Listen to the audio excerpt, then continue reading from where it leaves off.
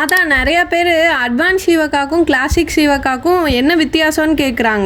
காலங்கள் மாறிக்கிட்டே இருக்குது, நிறைய மாற்றங்கள் தேவைப்படுது.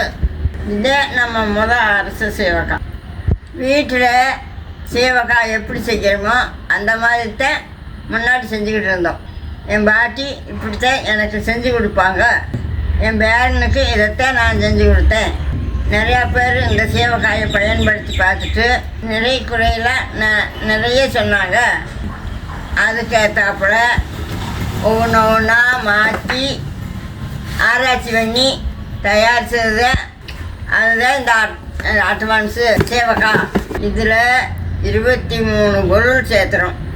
ஒவ்வொரு பொருளும் பார்த்து செஞ்சுருக்கிறோம். பொருள் கிடைக்குது அப்படிங்கிறதுக்காக எதையுமே சேர்த்துல, எல்லாமே ஒவ்வொன்றும் தேவைகளுக்காக சேர்த்திருக்கிறோம். ஒவ்வொரு பொருளுக்கும் ஒரு பயன் இருக்குது. அந்த சீவக்காயை மேம்படுத்தி உருவாக்குனது தான் இந்த சீவக்காய்.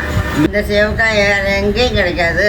இதை நாங்களாகவே போட்டு ஆராய்ச்சி பண்ணி செஞ்சுருக்கிறோம். ஒரு தடவை தேய்ச்சாலே எண்ணெய் எடுத்துடும். முடி கருப்பாகிறதுக்கும் சைனங்கா வர்றதுக்கும் இது உதவும். ரெண்டையும் வாங்கி பாருங்கள்.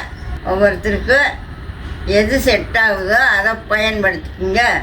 அந்த சீவக்காயை விட இதில் இந்த சீவக்காய் பொடியில் செம்பருத்தி அதிகமாக போடுறோம்.